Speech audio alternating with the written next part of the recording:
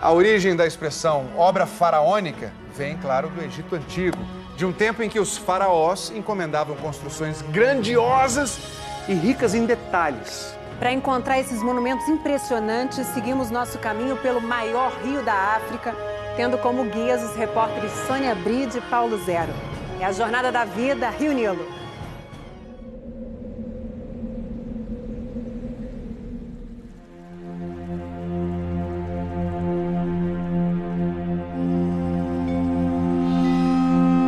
O Egito é uma dádiva do Nilo. Foi o que disse o historiador grego Heródoto há 2.500 anos. E continua sendo verdade. O Egito é o Nilo. O resto é o imenso Saara, o deserto mais quente do mundo. O Nilo fez florescer uma das civilizações mais fascinantes da antiguidade. A Jornada da Vida, Rio Nilo.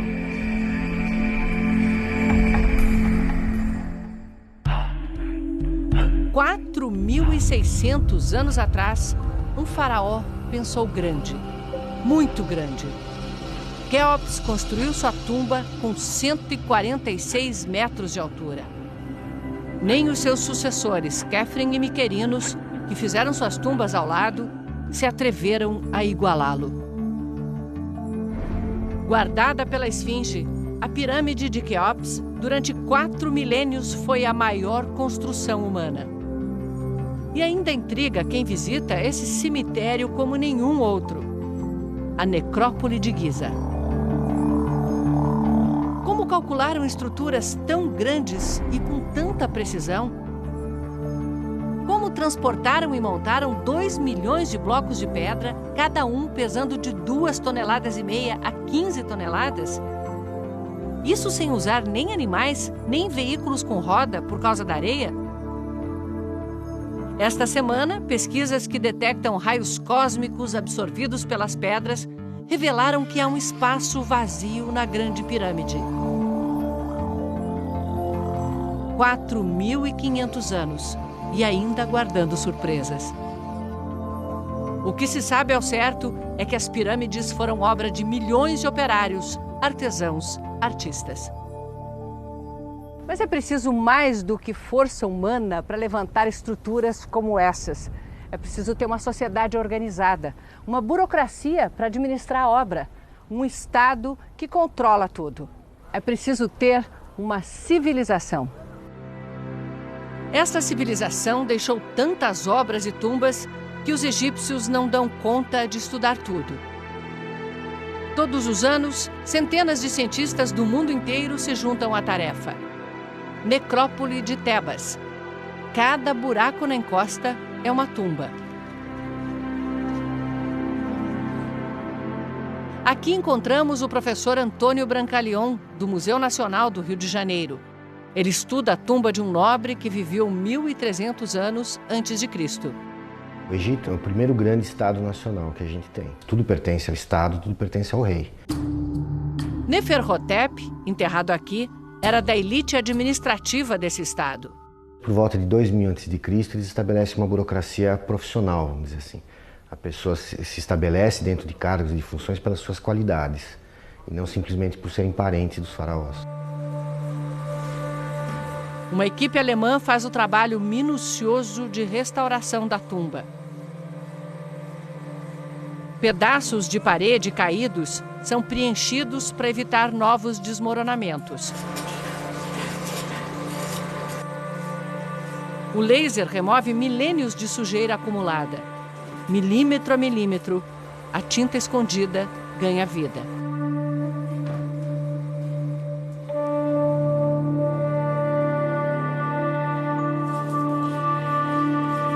As pinturas que cobrem todas as paredes, decoram o teto e narram, como num livro ilustrado, a história do Egito Antigo. As cenas do dia a dia na agricultura, na criação de animais.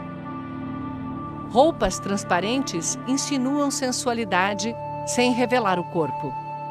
Neferhotep é representado ao longo dos anos, em relevo ao lado da mulher, já velho, de cabelos brancos, e na morte sendo recebido pelos deuses. Esses dois risquinhos está escrito justo de vós. Significa que ele fala a verdade. Os desenhos e símbolos são hieroglifos, a escrita do Egito Antigo. Foi só quando a gente começou a ler os hieroglifos é que a gente começou a entender os egípcios pelos egípcios, e não pelo que os outros falavam deles. A escrita era tão importante que o faraó só podia assumir o trono se soubesse ler e escrever. Ele comandava um exército de escribas que, por sua vez, controlava tudo o que se passava no reino. A começar pelas cheias do Nilo. Quando o rio transbordava, levava para as margens lodo fértil trazido das florestas da África e do solo vulcânico da Etiópia. Quando as pirâmides foram erguidas, o Egito já tinha agricultura em larga escala e irrigava os campos usando o shaduf, esse sistema de contrapeso ainda visto no interior do país.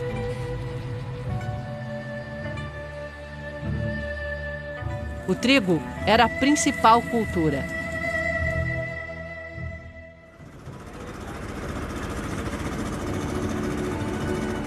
Ilha Elefantine, em Assuão. A fenda na pedra é 1 milômetro. Todas as cheias eram monitoradas e registradas com precisão.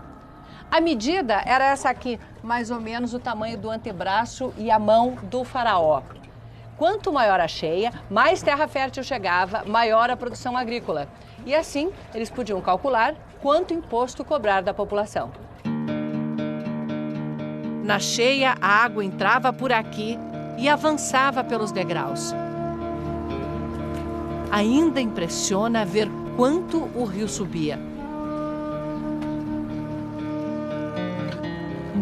Na tumba de Neferhotep, o pagamento de impostos está ilustrado na parede. Os coletores e os guardas que puniam quem se recusava a pagar. Grãos e rebanhos eram recolhidos para o faraó. Durante a cheia, os camponeses viravam operários. Erguiam monumentos e templos nas margens do Nilo. A força de trabalho no Egito sempre foi livre, sempre foi recrutada entre os camponeses. A pessoa sai do interior do Egito, de um vilarejo, e vai trabalhar na capital na construção de uma grande obra, como é a pirâmide. Ela trabalhava mais ou menos por uns 2 ou 3 meses e retornava para o seu vilarejo. O trabalho era obrigatório, mas remunerado. O pagamento podia ser até em maquiagem. Essa pintura dos olhos é um óculos escuro. Ela evita que a luz do sol reflita para dentro dos olhos. Então a maquiagem não era simplesmente uma questão estética, era uma necessidade para poder enfrentar esse calor, esse sol. Nos anos 60 do século passado, o Nilo mudou. Foi construída a represa de Assuão, um lago de 550 quilômetros de comprimento que vai até o Sudão. A represa forneceu a energia para modernizar o Egito e acabou com o ciclo de cheia e seca do rio. Com água para irrigação o ano inteiro, os egípcios colhem 2 a 3 safras por ano. Mas agora que as cheias não trazem mais lodo, é preciso adubar a terra. Para mim, o Rio Nilo representa a vida e tudo mais. Ele me dá alimento e bebida. O trigo já era a principal cultura no tempo dos faraós. E agora divide o campo com pomares de tamareiras, as palmeiras de fruto doce, típicas dessa região.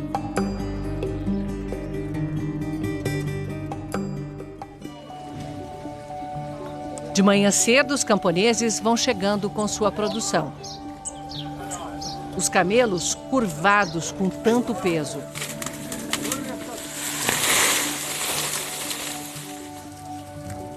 Trabalho duro também para os homens. Um tronco de tamareira é a ponte.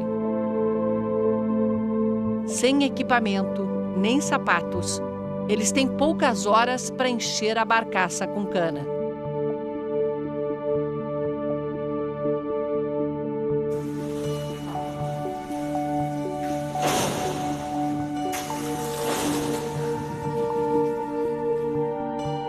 mais da metade da população ainda vive no campo.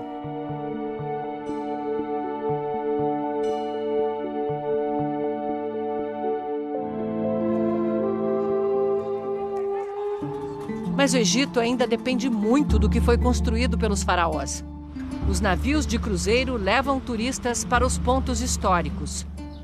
Os templos continuam no centro da economia, só que de um jeito diferente. Na antiguidade, o faraó passava dinheiro para os templos. Neferhotep trabalhava para o mais poderoso deles, Karnak. O deus Amon saía uma vez por ano em procissão, carregado pelos sacerdotes numa barca. Embarcavam num barco de verdade e saíam por esse canal. O canal ligava o Nilo a Karnak. O templo de Amun, o rei dos deuses, ou Amun-Ra, o deus Sol. Karnak é 3 vezes maior do que a cidade do Vaticano. O lago já não existe, mas podemos seguir a Avenida de Esfinges, o deus Amun com corpo de leão e cabeça de carneiro. Karnak ficou 1000 anos coberta pela areia até ser encontrada no século XVIII. Egípcios haviam levado pedras para construir suas casas. Nações invasoras levaram obeliscos e partes dos templos como troféus de guerra. Mas Karnak ainda tem a imponência de uma obra que levou 1300 anos. Cada novo faraó aumentava o templo, mas nenhum fez tanto quanto Ramsés II, que ficou 60 anos no trono. Uma floresta de pedra. 134 colunas desenhadas como flores, algumas em botão, outras já desabrochadas. Elas seguravam o teto do maior salão da antiguidade. O tempo e o vento que joga areia contra as paredes gastaram as tintas. O templo era uma explosão de cores. O efeito divino se completava com o sol, como se o deus Amun-Ra entrasse pelas grades posicionadas no alto do salão. Tutankhamon também fez uma capela em Karnak. O faraó menino foi coroado aos 9 anos e morreu antes de completar 20. No auge do seu poder, Karnak abrigava 80.000 pessoas, entre sacerdotes e empregados do templo. Mas nada disso estava ao alcance do povo. O templo egípcio ele não é exatamente como uma igreja. Ele não é aberto para o povo. O povo tem a sua fé, tem a sua crença, mas ele desenvolve essa sua crença, essa sua fé, fora dos templos. O povo só tinha acesso aos rituais, que sempre envolviam procissões de barco. O lago sagrado era a representação do Nilo. Ao lado dele, ligado ao rio por um canal subterrâneo, o Nilômetro. Comandado por Hapi, o deus do Nilo, representado sempre com barbas e seios de mulher. É um deus forte e fértil. O Nilo que espalha a vida pelo Egito.